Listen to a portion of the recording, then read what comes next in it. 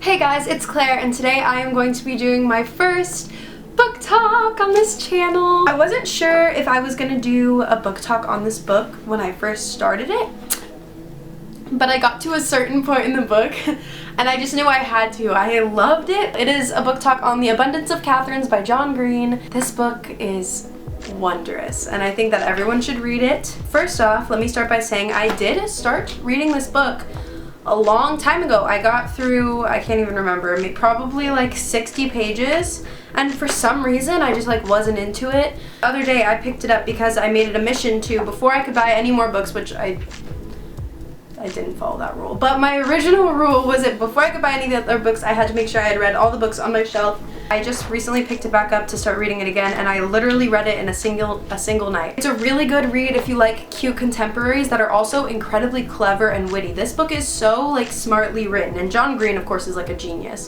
so it makes sense. The blurb on the back says, when it comes to relationships, Colin Singleton's type of girls is named Katherine, and when it comes to girls named Katherine, Colin is always getting dumped. 19 times to be exact. On a road trip miles from home, this anagram-happy, washed-up child prodigy has $10,000 in his pocket, a bloodthirsty feral hog on his trail, and an overweight Judge Judy-loving best friend riding shotgun. But no Katherines. Colin is on a mission to prove the theorem of the underlying Katherine predictability, which he hopes will predict the future of any relationship and avenge Dumpees everywhere, and may finally win him the girl. The book starts off with Colin, the cutest main character like ever in a book. I love him. He has just been dumped by like what he thinks is like the love of his life. Again, her name is Katherine. He's dated 19 girls named Katherine. They go on a road trip to try and like cheer Colin up, and then they end up finding this farm and like meeting these other people, which I'm not going to get too into because I think you should go into this book not knowing a lot, but it's very cleverly written because the whole thing even has the graphs and the like formulas in the book. If you can see, that's like a little formula of like the things that Colin comes up with. So like there's literal graphs of like the predictability of relationships, and I think that's so cool. Like I think it's such a clever idea. It's also an honor book. It has little silver seal of honor. So yeah, this is the end of the spoiler-free zone. If you have not read this book, please click out this video and go read it and come back when you're finished because you will not be disappointed. I love it. So I have to pull up my notes on my phone, so while I'm doing that, if you don't want to be spoiled, leave. Okay. So at the beginning I liked it. It was a little bit slow, like it starts off a little bit slow, but honestly basically every book you read starts off slow. When I started recording notes, it was right when you find out that Katherine 1 is Katherine 19, and I freaked out. I literally wrote that with like a million exclamation points after, and from that point on I started taking active notes. My biggest thing when he met Lindsay, I was like, is she gonna break the Katherine curse? Like immediately, you know John Green sets these books up a certain way. So as soon as Lindsay came into the book, I was like, she's gonna be the one. She's gonna be the one to break the curse. No more Katherines. Lindsay is the forever. He's not gonna be with the Katherine forever. He's gonna be with the Lindsay. And I wanted that to happen so much. And then she comes out. Turns out she has a boyfriend. All this stuff, but the boyfriend's kind of a douchebag. So then you're just like, I love, his name is Hassan, right? Hassan? I don't know how to say it, but his best friend is so funny. They're just like the best dynamic duo ever. They're so cute, and like they're just like the cutest best friends, and they just like insult each other. This camaraderie that's between them is adorable, and I love it.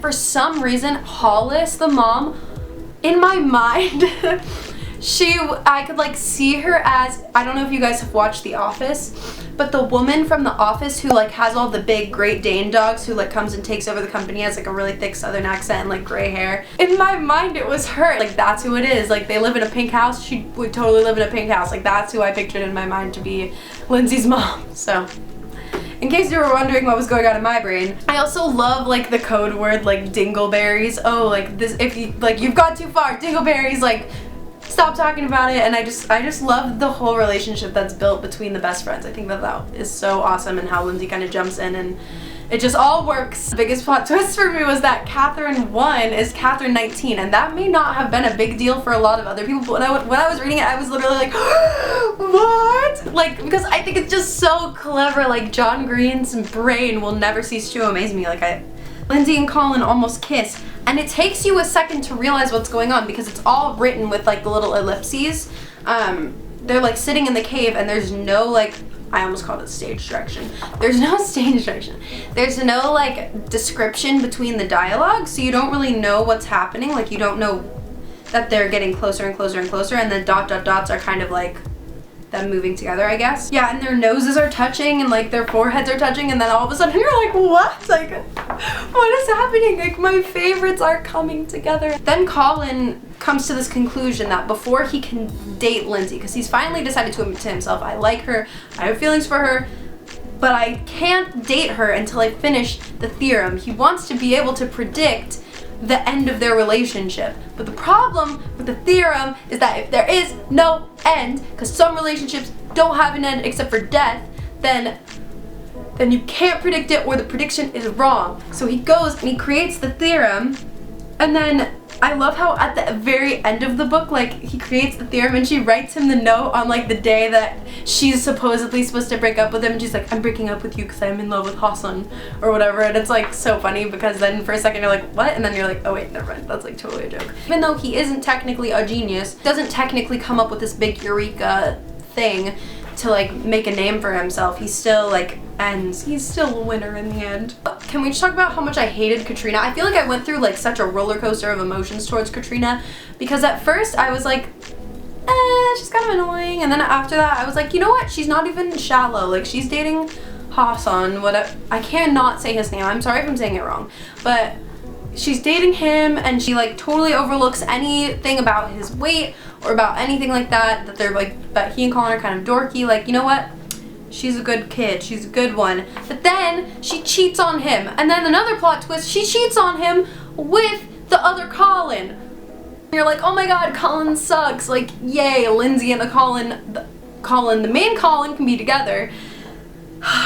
Then we get to the scene where where Colin is like so clever enough to use the tape recorder to record him saying that he cheated, so he has proof, because he promised that he promised the other Colin that he wouldn't tell Lindsay, but technically he doesn't tell Lindsay because the other Colin is the one who tells Lindsay because he was recorded. Which, number one, genius move by the way, but also then like the other Colin like shoves Katherine, which I was like, beats all the rest of them up, and I just really wanted them to come out on top and like beat him, because there were like 4 of them against him, and then it wasn't, because of course that's not how real life works when like somebody's like a freaking martial arts fighter, I guess. Lindsay broke the theorem, folks. The theorem had worked on everybody. He tried it on all the Katherines, everything, except for Lindsay, because he and Lindsay are meant to be. I loved the end of the novel ends with a road trip, because it's like it starts with a road trip, ends with a road trip, everything comes full circle, and I think that's so cute. There were some things that were a little cheesy, but like overall it was a really good book and I really enjoyed it. I hope you guys enjoyed this book talk. I hope it was nice to kind of like hear somebody else's thoughts on it, if this is a book that you love or if this is a book that you hated and you just wanted to hear another person's opinion.